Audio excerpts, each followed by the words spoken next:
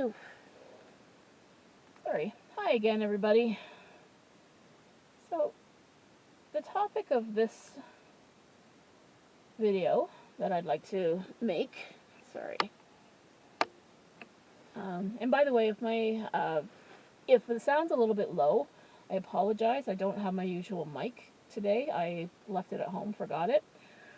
So I'm using the onboard mic on the camera. So I'm going to try to speak fairly clearly, but if it's too low, I guess I'll have to reshoot. So anyway, today I want to talk about my favorite author and everybody else's, Stephen King.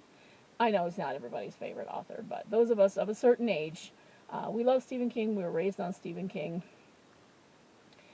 And you can't escape his influence on both horror and popular culture. You can't.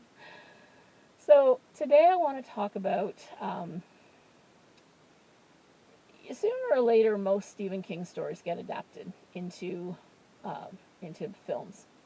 So I'd like to talk about some Stephen King stories that have not been adapted into films, but that I think should be.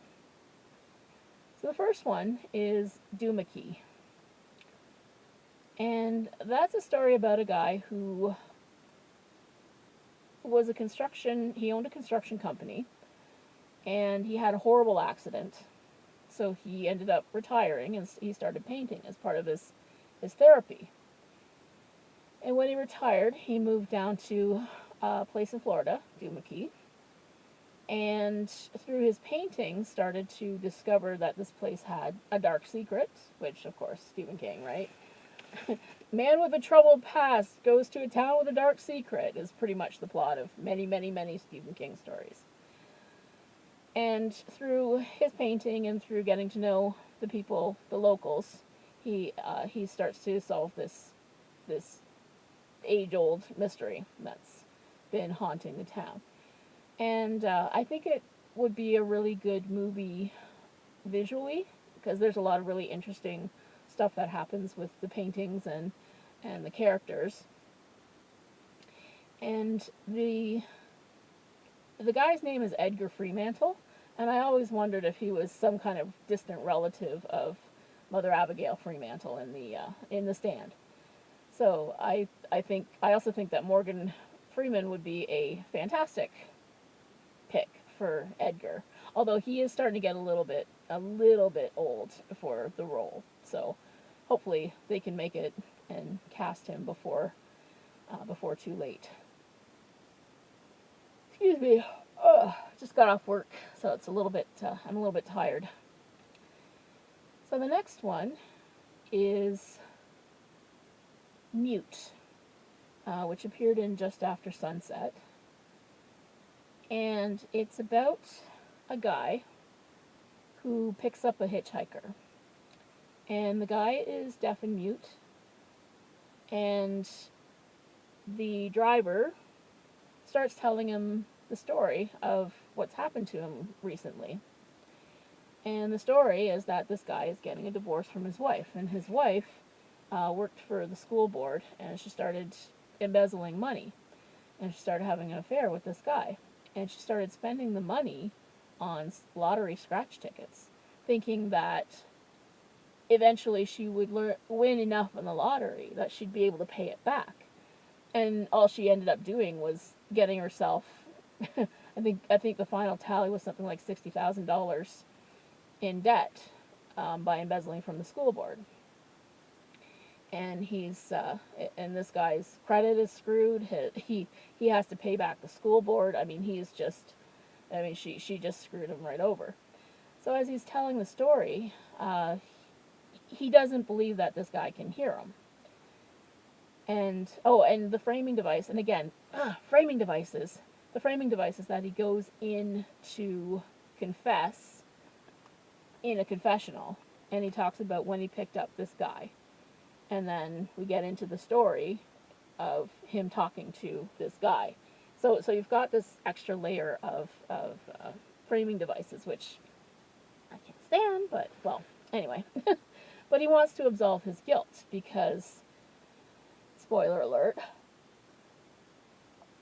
excuse me, his wife ends up murdered. And he wants to know if he is responsible because he told this guy what happened. And clearly the guy wasn't deaf. Um, and he thinks that it was the guy that, that went and killed her.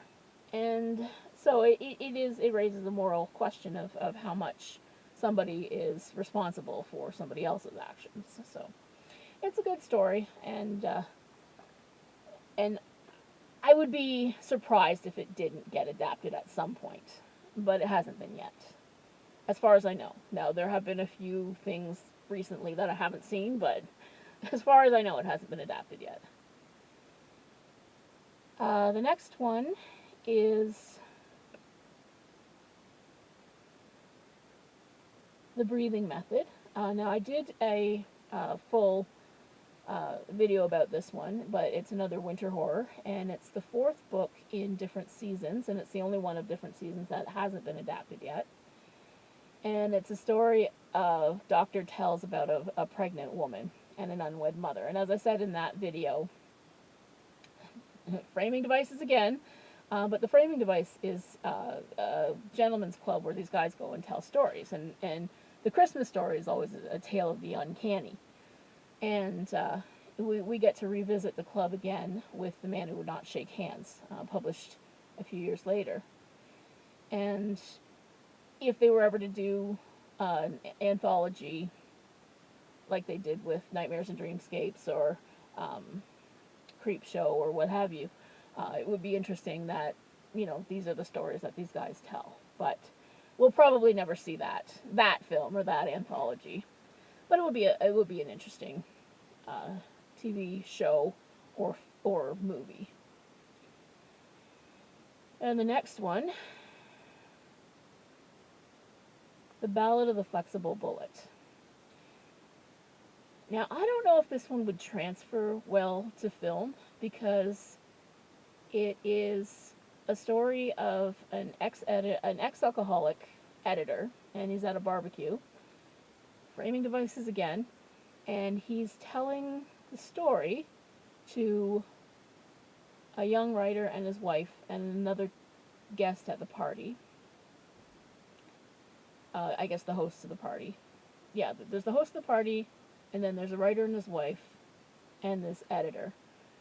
And it's like a backyard barbecue. And he is telling them the story of what happened with this one writer who only ever published, I think he published one novel, and then he was going to publish a story, and it ended up making him crazy.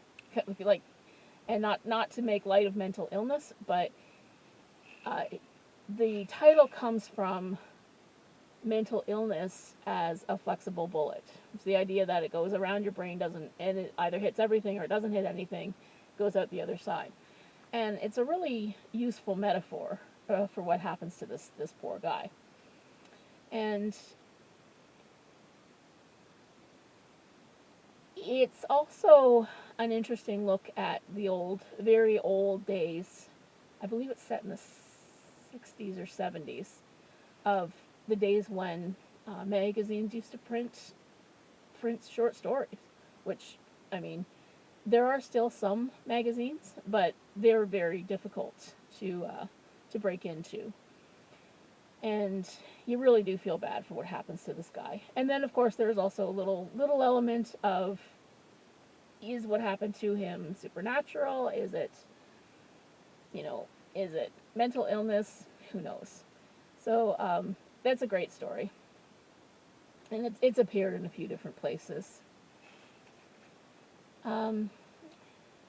Another one that's a pretty tight, longer short story, more like a novella, is The Gingerbread Girl. It's about a young woman who, she loses a baby, her baby dies, and she starts taking up running just to kind of get away from her problems. And so running kind of becomes her life. And eventually she ends up, again, in Florida. Some of the stories that King has, quite a few of the stories that King's been writing lately have been set in Florida. And she gets, she ends up being held captive, by a kidnapper one night. And she uses her running and her skills